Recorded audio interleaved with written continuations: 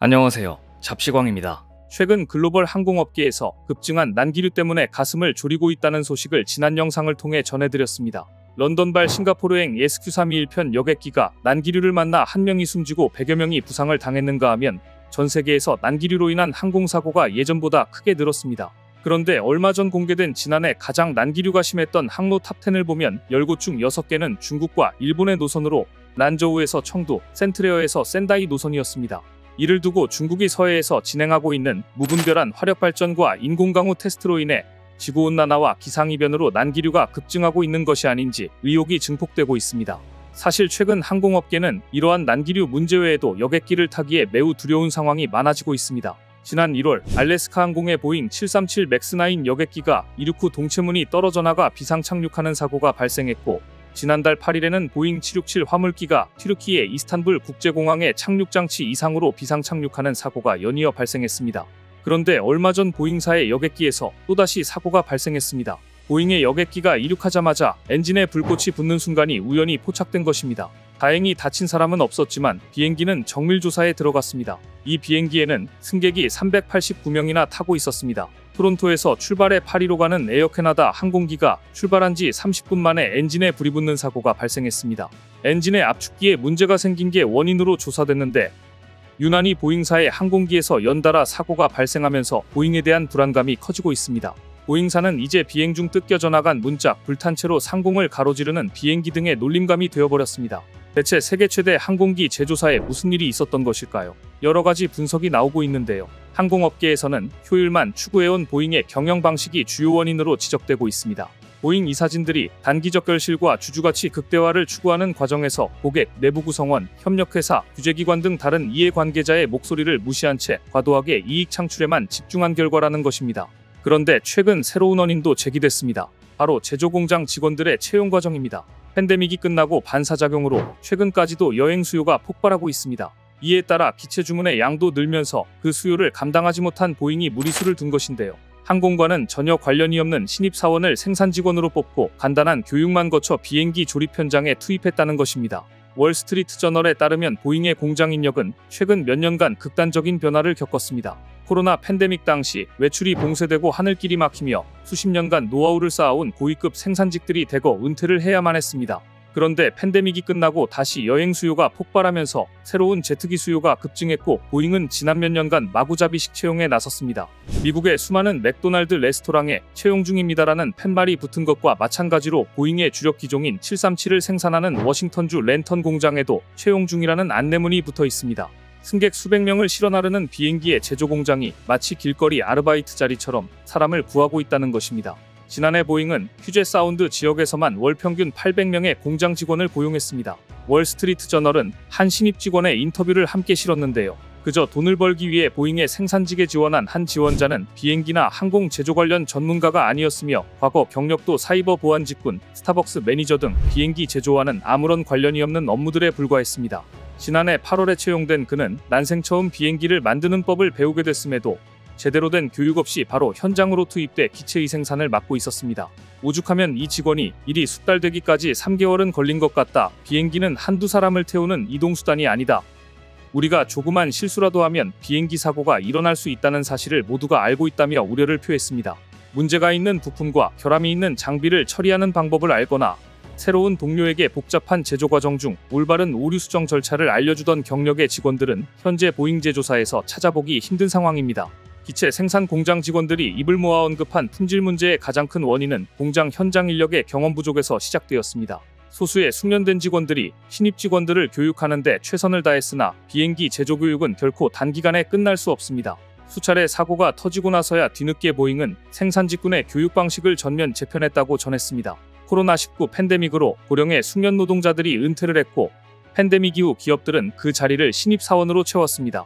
숙련된 직원이 없다는 것은 곧 품질 저하를 불러왔습니다. 모든 산업 분야가 겪고 있는 공통적인 문제지만 이런 상황은 항공업계에 훨씬 더 치명적이었습니다.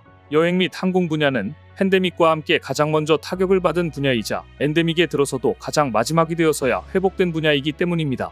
그런데 이런 상황에서 보잉 외의 항공업계에 또 한 가지 걱정거리가 생겼습니다. 중국이 자체 개발한 항공기가 본격적으로 하늘을 날기 시작한 겁니다. 중국이 처음으로 만든 중형 여객기인 C919가 상업비행을 시작한 지 1년을 맞았습니다. 중국 국영기업이 만드는 C919는 상업비행 초기라 불안감은 있지만 현재 4대의 항공기가 상하이와 세계 주요 도시 간 국내 노선을 운항 중입니다. 5월 초 현재까지 1,800편이 24만 5천 명의 승객을 수송했는데요. 다음 달부터는 중국 본토를 넘어 홍콩에서 출발해 상하이에 도착하는 운항에도 나설 예정입니다. 중국이 국산 항공기를 개발해 상업비행을 시작했다는 사실은 글로벌 항공업계에 시사하는 바가 큽니다.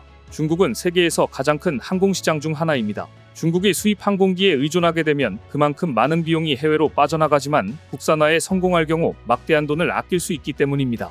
중국 신다증권 보고서를 보면 앞으로 2041년까지 약 15년간 전 세계에서 생산하는 신형 항공기 중 중국 수요는 20%인 9,284대에 달할 것으로 예상됩니다.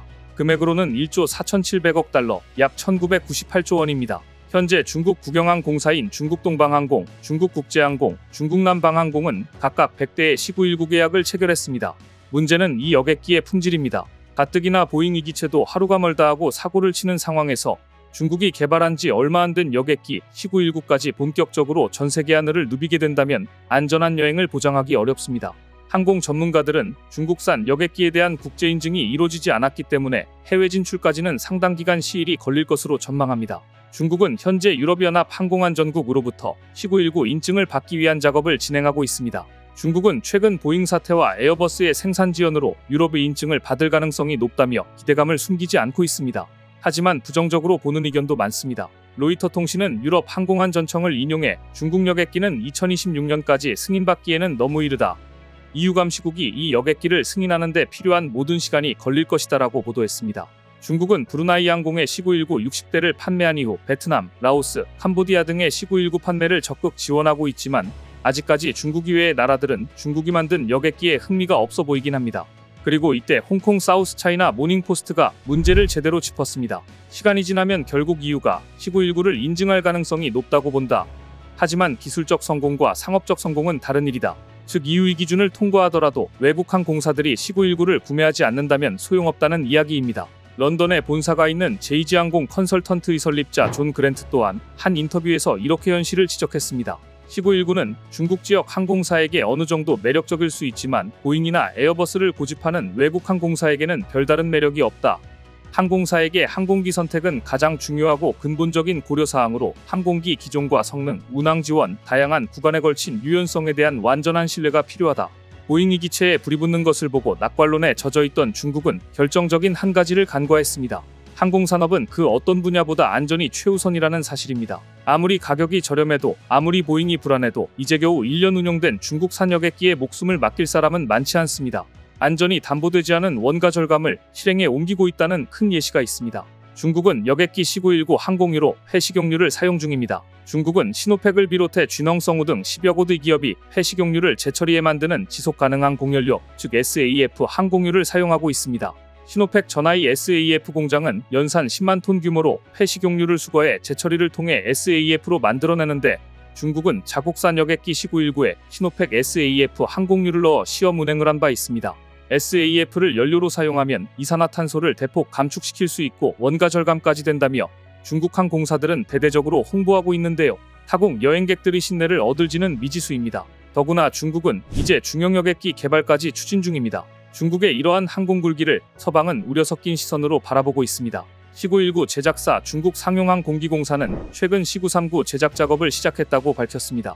물론 기술이 부족한 중국이 소형도 아니고 중형 여객기를 자기 힘으로 개발하려면 수년이 걸릴 테지만 중국은 미국의 보잉, 유럽의 에어버스와 맞서겠다며 개발에 속도를 내고 있습니다.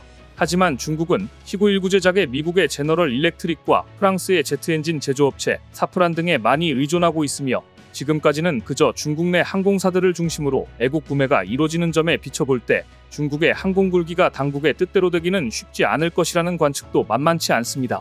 물건 수송기도 아니고 여객기는 사람의 생명과 직결되는 만큼 속도보다 안전성과 품질에 주안점을 둬야 하는데 중국이 과연 이런 문제를 중요시할지 세계는 우려하고 있습니다.